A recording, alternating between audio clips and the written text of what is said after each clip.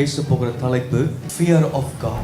நாம் ஒவ்வொருக்கும் ஆண்டவர் மீது ஒரு பயம் இருக்க வேண்டும். நம்முடைய வாழ்க்கையில ஆண்டவரை குறித்தான ஒரு பயம் இருக்க வேண்டும். நீங்க வீட்டில் இருக்கும்போது ஆண்டவர் மீது ஒரு பயம் இருக்க வேண்டும். சபைக்கு வரும்போது ஆண்டவர் மீது ஒரு பயம் இருக்க வேண்டும். இங்க நின்று ஆண்டவரை ஆராதிக்கும் போது ஒரு பயம் இருக்க வேண்டும். ஜெபிக்கும் போது ஒரு பயம் இருக்க வேண்டும். இந்த உலகத்துல வாழ்கிற இந்த வாழ்க்கை ஆண்டவருக்கு முன்பாக நான் வாழ்ந்து கொண்டிருக்கிறேன், நான் ஆண்டவருக்கு பயப்பட வேண்டும் என்ற அந்த எண்ணத்தோடு கூட நாம் வாழ வேண்டும். இந்த வானத்தையும் பூமியும் உண்டாக்கின ஆண்டவர் என்னை பார்த்து கொண்டிருக்கிறார் என்ற ஒரு பயம் இருக்க வேண்டும். ஜனங்கள் மத்தியில் வாழ்ந்து கொண்டிருக்கிற நமக்கு ஆண்டவரை குறித்து ஒரு பயம் இருக்க வேண்டும். நான் யோசிப்பது யாருக்கும் தெரியாது, நான் அவங்க கிட்ட பேசின காரியம் யாருக்கும் தெரியாது, நான் வீட்டில் நினைக்கிற யோசனைகள் யாருக்கும் தெரியாது, எனக்குள்ள நினைக்கிற காரியம் என்னை தவிர வேறு யாருக்கும் தெரியாது என்ற ஒரு எண்ணம் இருக்கக்கூடாது. உங்களை படைத்தவர், உங்களை அழைத்தவர், உங்களுடைய யோசனை அறிகிற தேவனாய் இருக்கிறார். வேதம் சொல்லுகிறது, அவன் அவனுக்கு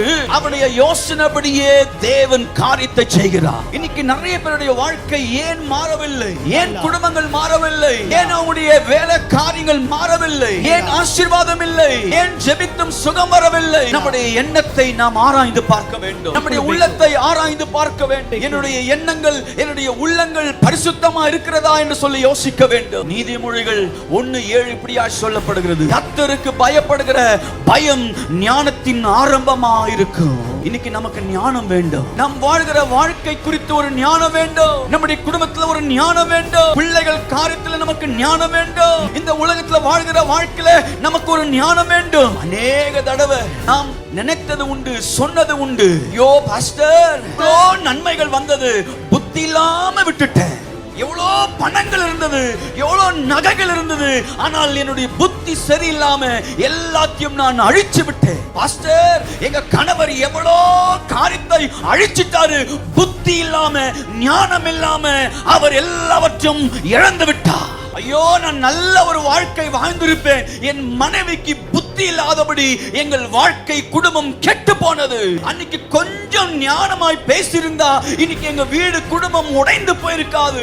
ஆண்டவர் சொல்லுகிறார், கர்த்தருக்கு பயப்படுதல் ஞானத்தின் ஆரம்பமா இருக்கும். அதே நீதிமொழிகள் 1:29 சொல்லுது, because they hated knowledge and did not choose the fear of the Lord. இன்னைக்கு நிறைய பேர் இந்த உலகத்துல பார்க்கிறோம், பயம் இல்லாத ஒரு வாழ்க்கை, பெற்றோருக்கு பயம் இல்லாத ஒரு வாழ்க்கை, கணவருக்கு பயம் இல்லாத ஒரு வாழ்க்கை, மனைவி, சமுதாயத்துக்கு பயம் இல்லாதபடி இன்னைக்கு அநேக வாலிப ஜனங்கள் வாழ்ந்து கொண்டிருக்கிறார்கள். சின்னவங்க பெரியவங்க பயம் இல்லை, சபைக்குள் பயம் இல்லை, ஊழியக்காரருக்கு பயம் இல்லை, தேவனுடைய சமூகத்தில் இருக்கிறோமே என்ற ஒரு பயம் இல்லை, தேவன் என்னை பார்த்து கொண்டிருக்கிறார் என்ற பயம் இல்லை. God is watching over your life. ஆண்டவர் உன்னை கவனித்துக் கொண்டிருக்கிறார். எப்படிப்பட்ட எண்ணத்தோடு கூட நீங்கள் உட்கார்ந்து இருக்கிறீங்க, ஆண்டவர் கவனிக்கிறார். மற்றவர்கள் பேசிக்கொண்டு நீங்கள் என்ன யோசிக்கிறீங்க என்பதை தேவன் அறிவார். இந்த காலவேளை ஆண்டவர் இதை குறித்து ஏன் உங்களோட கூட பேச வேண்டும்? இயேசு நேசிக்கிறார். உன் வாழ்க்கையை மாற்ற நினைக்கிறார். உங்கள் துக்கத்தை அவர் மாற்ற நினைக்கிறார். உன் வீட்டை மாற்ற நினைக்கிறார். உன் பிள்ளைகளை உனக்கு ஆசீர்வாதமாய் மாற்ற வேண்டும் என்று நினைக்கிறார். நீ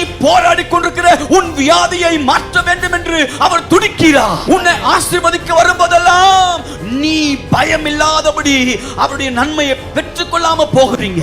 ஆண்டவர் ஒவ்வொரு தடவை அருகிலே வருகிறார். இவங்க கண்ணீரை மாற்ற வேண்டும், இவங்களுடைய சூழ்நிலையை மாற்ற வேண்டும், ஆனால் பயம் இல்லாத வாழ்க்கை குறித்து அவர் பின்னாடி போய் விடுகிறார். ஹல்லேலூயா.